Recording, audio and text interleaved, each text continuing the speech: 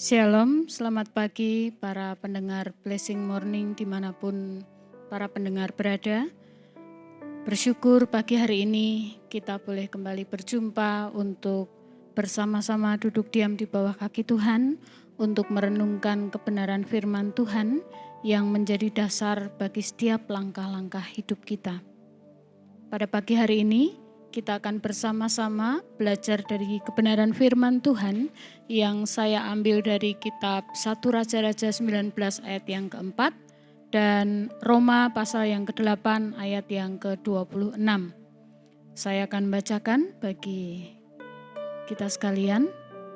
1 Raja-Raja 19 ayat yang keempat. Tetapi ia sendiri masuk ke padang gurun sehari perjalanan jauhnya.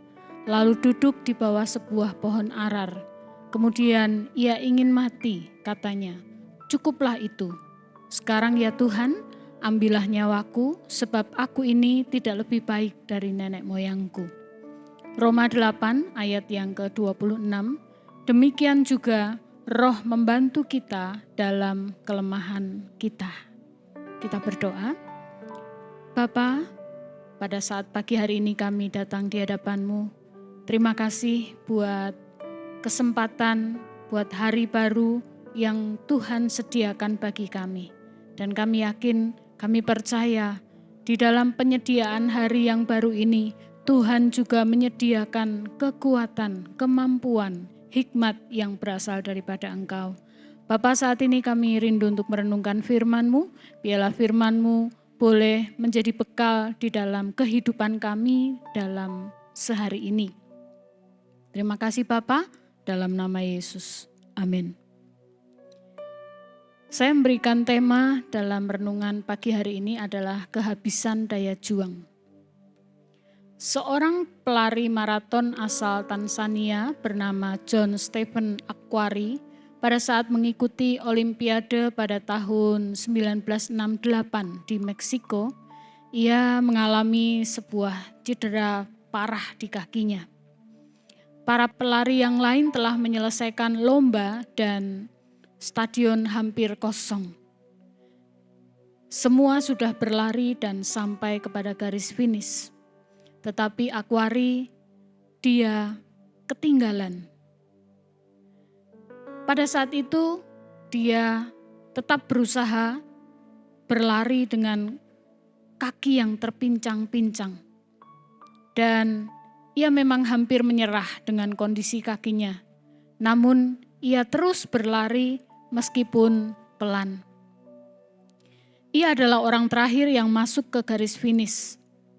Dan setelah ia tiba di garis finish, ada orang-orang yang bertanya kepadanya, mengapa ia tidak berhenti saja? Lalu ia menjawab, "Negaraku tidak mengirimku 5.000 mil untuk memulai lomba. Mereka mengirimku untuk menyelesaikannya." Para pendengar Blessing Morning yang dikasihi oleh Tuhan, kita ini hidup sama seperti sedang ada di gelanggang pertandingan. Pertandingan yang harus diselesaikan. Namun kadangkala kita ingin berhenti, menyerah, bahkan merasa tidak sanggup lagi. Kehidupan iman bukan hanya tentang sebuah kemenangan, tetapi juga bagaimana kita menghadapi sebuah kelelahan. Nabi Elia adalah seorang hamba Tuhan yang besar, dan ia pun pernah mengalami hal ini. Pelayanan besar baru saja ia selesaikan. Ia membinasakan nabi-nabi Baal. Ia baru saja melenyapkan kebatilan dan kejahatan. Dan ia telah berjuang mati-matian dalam pelayanannya.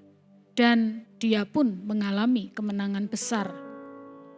Namun Elia mendapatkan perlawanan dari yang ia lakukan berakibat bahwa dia dikejar-kejar oleh Isabel dan nyawanya terancam. Elia melarikan diri ke padang gurun, duduk di bawah pohon arar dan berdoa agar nyawanya diambil. Elia merasa habis daya juangnya. Ia takut, ia putus asa, dan ia ingin menyerah. Elia berkata, "Cukuplah sudah ya Tuhan, ambil saja nyawaku. Ia memang sedang kehabisan daya juang. Tantangan besar memang dapat menghabiskan energi untuk terus maju di dalam pertandingan hidup maupun di dalam pelayanan. Energi manusiawinya habis dan ia merasa tidak mampu lagi melanjutkan perjalanan. Ia merasa putus asa dan tidak sanggup untuk menjalani panggilannya sebagai seorang nabi. Dia merasa panggilannya sia-sia dan seolah perjuangannya melawan Baal tidak membawa perubahan. Ia mengalami krisis iman, ia merasa sendirian, tidak ada dukungan dan rasanya ingin menyerah. Itu semua karena ia bersandar kepada kekuatannya sendiri yang terbatas. Allah memahami kondisi itu dan Allah tidak meninggalkan Elia yang sedang kehabisan daya juang. Justru di titik terendah itulah Allah memulai proses pemulihan. Allah memberikan makanan, minuman, dan memberi waktu Elia untuk beristirahat. Lalu Allah membawa Elia ke Gunung Horeb untuk bertemu dengannya. Allah bertindak untuk menambah energi bagi Elia. Pada saat konflik yang melelahkan, Tuhan hadir memberikan damai, memberikan penghiburan, memberikan penguatan. Ketika Elia tertidur di bawah pohon arar, Tuhan tahu bahwa Elia sedang kelelahan. Dia mengalami kelelahan fisik, tetapi juga kelelahan emosi dan kelelahan rohani.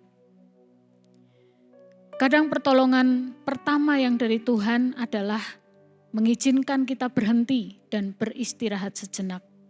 Dan kemudian Allah menambahkan kekuatan baru. Para pendengar mungkin pernah mengalami kelelahan fisik karena sudah bekerja keras, berpikir keras, atau berjuang mati-matian. Dan sama seperti Elia, ia yang terbatas dalam energi fisiknya, emosinya, dan rohaninya. Yang saudara perlukan adalah kekuatan Tuhan, energi yang daripada ilahi. Elia bangkit kembali dengan kekuatan Tuhan. Elia dikuatkan untuk melanjutkan perjalanannya. Dan ia kemudian mampu berjalan 40 hari menuju Gunung Horeb, tempat perjumpaannya kembali dengan Allah. Tuhan tidak hanya memulihkan tenaganya, tetapi Tuhan juga mengarahkan kembali kepada panggilannya. Sama seperti pengalaman Akwari, Elia pun merasa ingin berhenti, tetapi Tuhan menguatkannya agar dia menyelesaikan panggilannya. Kehidupan iman bukan hanya soal memulai, tetapi soal menyelesaikan. Jika para pendengar saat ini sedang mengalami seperti apa yang dialami oleh Elia, sedang kelelahan dan kehilangan daya juang, maka berhentilah dan datang kepada Sang Pemberi kekuatan. Mohon kekuatan dan pembaharuan dari Roh Kudus.